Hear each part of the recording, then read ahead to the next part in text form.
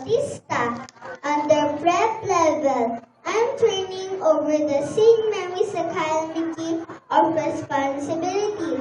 To you, Lorenzo Miguel Lim. In this key is a responsibility to support the school's vision, that is to spread the Christian spirit, values, and way of life in the different communities.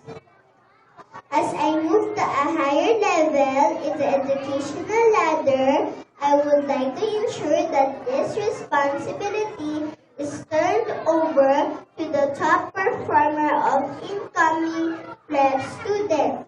Thank you for accepting this scheme.